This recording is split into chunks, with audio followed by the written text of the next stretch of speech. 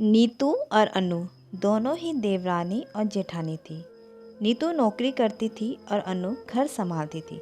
उनका परिवार बहुत बड़ा था, सास ससुर और उन दोनों के बच्चे, कुल मिलाकर घर में 12 लोग थे। और आज कई सालों बाद उनकी बुआ सास अपने भाई के पास रहने आई थी। सुबह होते ही बुआ जी ने देखा नीतू जल्दी जल्दी अपने काम निपटा रही थी। अनु ने सबका नाश्ता बना दिया, जिस नाश्ते को नीतू ने सबको परोस दिया। इसके बाद नीतू ने खुद अपना टिफ़िन पैक किया और जॉब पर चली गई। अनु ने फिर दोपहर का खाना बनाया और थोड़ी देर बैठ गई अपनी सास और बुआ सास के पास। बुआ सास से रहा नहीं गया और अनु से बोली कि छोटी बहू, तुम्हारी जेठानी नीतू तुम पर बड़ा हुक्म चलाती है। सुबह से देख रही हो रसोई घर में तुम ही लगी हुई है। अब वह महारानी दिखावा करने के लिए सबको नाश्ता परोस रही थी, जैसे उसी ने बनाया हो। ये सुनते ही अनु ने अपनी बुआ सास की तरफ देखा और बड़े प्यार से कहा, नहीं ऐसा नहीं, कोई बात नहीं है बुआ जी, नीतू बहुत ही अच्छी है। बुआ बोली, तू बहुत भोली है अनु, तू चुप कर, मैं सब समझती हूँ, इतनी बूढ़ी मैं ऐसे ही नहीं हुई हूँ। अनु ने अब रहा नहीं गया और वो बोली कि बुआ जी, आपको नीतू दीदी की बाकी सबको नाश्ता परोस दिखा, मगर आपको ये नहीं पता कि उन्होंने मुझे डांट कर सबसे पहले नाश्ता करवाया, फिर चाय पिलाई, और वो रोज़ ही मुझे सबसे पहले नाश्ता करवाती है। वरना सबको नाश्ता करवाते तो मैं नाश्ता ही न कर पाऊँ। वो मेरी बड़ी ख्याल रखती है। दीदी सुबह उठकर मंदिर की सफाई करके फूल सजाकर रखती है और वो मुझे खुद से 1 घंटे लेट उठने को कहती है, क्योंकि मुझे उठते ही नहाकर सीधा रसोई में ही जाना पड़ता है। शाम को ऑफिस से आते वक्त दीदी बाज़ार से सब्जी भी लेकर आती है, क्योंकि हमारे हस्बैंड रात को लेट हो जाते हैं। और नीतू दीदी ने सासू माँ को बाज़ार जाने के लिए मना किया है, क्योंकि माँ जी की अब 60 साल से ऊपर हो चुकी है, कहीं बाज़ार जाते समय उन्हें तकलीफ़ ना हो जाए।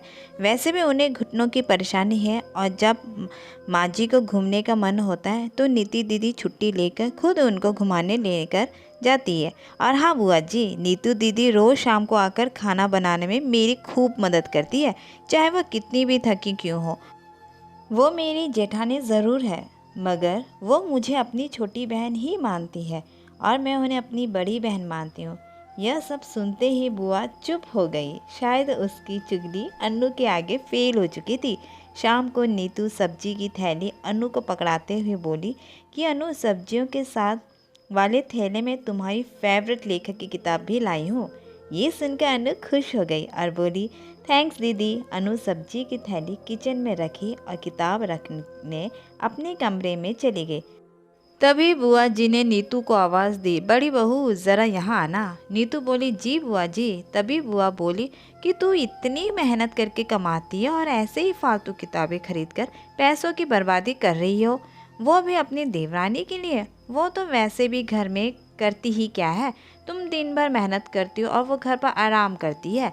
इस बात को नीतू मुस्कुराई और बोली, क्या बुआ जी, आराम और अनु, उसे तो कहकर आराम करवाना पड़ता है। सुबह से बेचारी लगी ही रहती है किचन में, सबको अलग अलग पसंद, मेरे और उसके मिलकर 4 बच्चों का टिफ़िन सब वो ही करती है। फिर भी उसके चेहरे पर हमेशा एक सुंदर सी मुस्कान ही रहती है। सुबह की चाय पीने का भी समय नहीं रहता उसे, और जब दोपहर बच्चे आते हैं फिर उनका खाना, उनकी पढ़ाई सब वही देखती है। वो है, इसलिए मैं बच्चों की चिंता भी नहीं रहती और मैं अपना पूरा ध्यान ऑफिस में लगा पाती हूँ। कुछ दिन पहले ही प्रमोशन मिला है। मम्मी पापा की दवाई कब ख़त्म हुई और कब लाना है, ये सब वो ही ध्यान रखती है। घर पर भी कभी कोई रिश्तेदार आता है, उनकी सेवा वही करती है। और बुआ जी, घर पर रहकर घर और बच्चे संभालना कोई छोटी बात नहीं। मेहमानों का भी भगत अनु बिना किसी शिकायत के करती है। उसे तो बस पढ़ने का ही शौक़ है। फिर क्या मैं उसकी छोटी बहन की छोटी सी इच्छा भी पूरी नहीं करूँगी? अगर उसकी इच्छा मैं पूरी नहीं करूँगी तो कौन करेगा? अब तो बुआ की पूरी तरफ से बोलती बंद हो चुकी थी। फिर नीतू भी अपने कमरे में चली गई। ये सारी बातें दीपा की सास पीछे खड़ी हुई सुन रही थी। वो बुआ के पास आकर बोली कि जीजी, ये दोनों देवरानी जेठानी ज़रूर है, मगर इनका प्रेम 2 सगी बहनों से भी ज़्यादा बढ़कर है। ये दोनों ही एक दूसरे का अधूरापन पूरा करती है। मेरे घर की मजबूत नींव है ये दोनों। पहले मैं भी एक बुरी सास थी और हमेशा ही इन दोनों को लड़वाने की ही सोचती थी, लेकिन इनके प्रेम के आगे मैं भी पिघल गई। और वैसे भी इनको लड़वाकर नुकसान तो मैं हमारे ही घर का है ना, इसलिए मैं भी इनके ही प्रेम में मिल चुकी हूँ।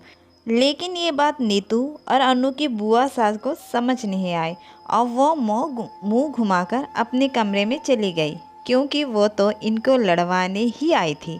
लेकिन नीतू और अनु जैसे बहुओं के बीच दरार पैदा करना बिल्कुल नामुमकिन था। और दोस्तों, अगर नीतू अनु जैसे बहू बेटी हर घर में हो तो उनके प्यारे घर को बड़ी से बड़ी ताकत भी नर्क नहीं बना सकती। वाकई में ऐसी बहू हर घर में हो तो हर एक घर स्वर्ग बन जाता है।